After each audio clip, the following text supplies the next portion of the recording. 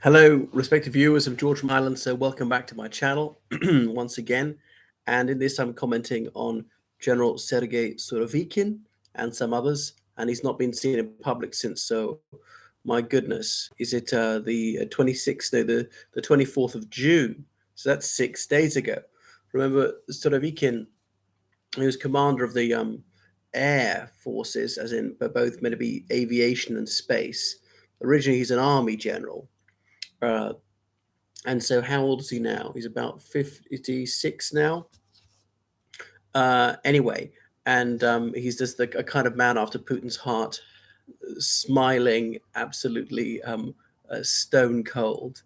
And the other one who Putin really likes is Valery Gerasimov. And Gerasimov is like a miniature Frankenstein. Neither particularly tall men. Remember, Putin likes to surround himself with people who are short, ideally shorter than himself. They're not easy to find.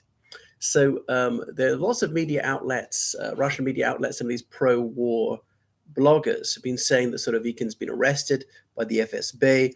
He's being interrogated, held in an isolator. I don't know if that's true or not.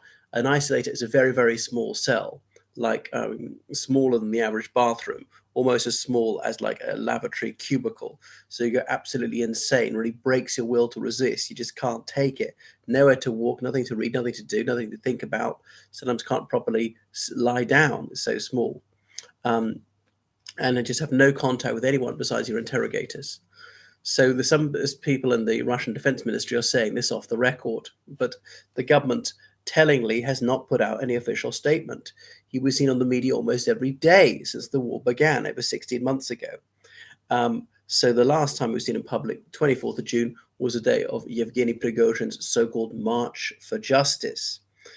Ribber, as meaning fisherman, is one of the most prominent pro-war, pro-Kremlin bloggers, and says that Surovikin has been apprehended on suspicion of complicity with Prigozhin's plot. So officials in the United States, they've given off the record briefings to their pet American journalists, such as the New York Times, claim that Surovikin is under arrest for this because they believe, well, the Russian state believes that he was a confederate of Prigozhin in this plot to oust Putin. Of course, Prigozhin claims there was no plot to oust Putin. It was only against Gerasimov and the defense minister Sergei Shoigu. So, of course, the Russians will dismiss the New York Times, which published this, as the sewer of choice for Langley Farm.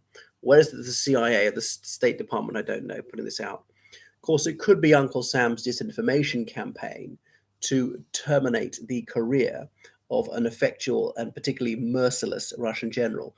And that is really saying something for a Russian general. If by Russian standards, he's merciless.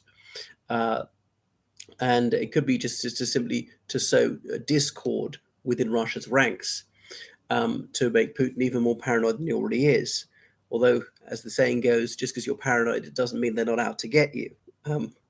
So Putin is paranoid, and he's increasingly right to be so, because Gerasimov and Shoigu have overpromised and underdelivered. So has Putin himself. But he's never a man to fess up, to confront the ugly truth. And he always dissociates himself from failure. Other people have to take the rap. He does make unpopular decisions. Subordinates have got to do that. So the unpopularity accrues to them. Very cunning and utterly dishonorable. And maybe the real plotter was someone else. I don't know. The US would not exactly be saying this, the US government, if they thought it would be unhelpful to their cause.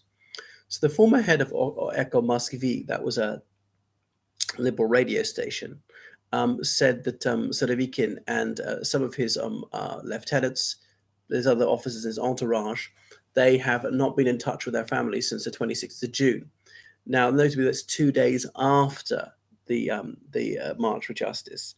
And it didn't say Echo Moskvi, that journalist, he's not running the radio station anymore. He didn't say that these guys have been arrested. Impliedly, they have been arrested, but he didn't actually explicitly say so. So it's claimed by some that Surovikin was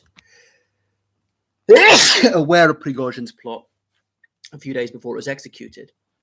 but aware that could be the FSB tipped him off, be ready because it's going to happen and we're going to have to try and stop Prigozhin. Or it could be aware that he's actually in on it and he's a co-conspirator along with Prigozhin.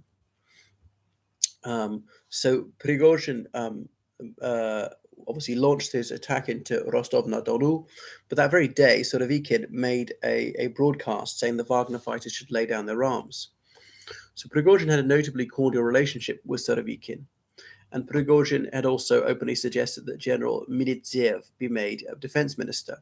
Not everybody in the army or the air force or whatever detests Prigozhin. Some of them have some respect for him. He's achieved some results and so on. Maybe he's bribed them, I don't know. But really, money talks, particularly in Russia, where the salaries of generals are actually not generous by world standards, which is why until recently, were often selling off fuel, selling off tires, even ammunition. Surovikin himself was found guilty of selling weapons in the early 90s, but then that was overturned on appeal, which might just be because he had friends in high places. Yeah, how very curious. The plot thickens. So Prigozhin was seemed to be counting on some of the army, air force, other units coming over to him, and if not, at least being neutral. And that appears to be the case, that at least there was some benevolent neutrality, which is why he was able to get hundreds of miles across Russia in just a few hours with almost no attempt to stop him. The 5 helicopters which he shot down, the 2 planes, I was told by a Ukrainian source, one that was the communication plane, a very expensive one. Russia only had 12 of those at the beginning of the war. One was destroyed in the ground in Belarus a few months ago, supposedly by Belarusian dissidents. Other people say by Ukrainian special forces. But this plane is actually vital to be listening in on the enemy and routing the communications of all the military units, because it's very, very tricky. Otherwise, you don't know where your units are, where the enemy units are. There can be lots of blue on blue incidents where you accidentally kill your own side. So President Putin's spokesman, Dmitry Peskov, he notably refused to be drawn on the whereabouts of General Sergei Surovikin. Now, why? Because Dmitry Peskov is not usually a man who's lost for words or is, bereft of something to say. So it would suggest, because the true answer reflects very badly on the Kremlin, that really Surovikin is being tortured in the dungeons of Lubyanka or something like that. And it looks very bad for Russia that one of their top generals would try to overthrow Putin. So Surovikin, who was briefly in charge of Russia's campaign in Ukraine, the end of 22 and early 2023, claiming the regime was criminal in Ukraine, leading people towards death. So it seems that Surovikin was in the plot. Then he found out that the FSB had rumbled it. The plot went off half-cocked, had to be started prematurely because the army tried to kill Prigozhin, failed. The arrest warrant issued.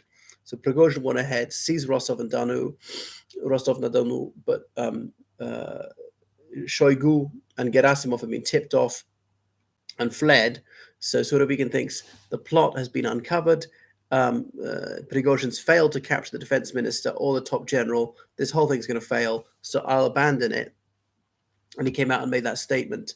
Prigozhin got to Voronezh and thought, I just don't have enough troops, and the army commanders are not coming over to my side. I'm not going to be able to take Moscow. And Lukashenko was used as a conduit between Putin and Prigozhin, and that's where the deal was hammered out. But Prigozhin, methinks he will not make old bones. He's in Belarus. He's got thousands of hardened fighters. Maybe quite difficult to get to him and poison him. That's what a Ukrainian source said to me. So maybe he's fairly safe there. Or he might go to one of those African countries where he's well regarded, where his soldiers, the praetorians of the president in the Central African Republic or something like that. Right. Thanks for watching. Goodbye.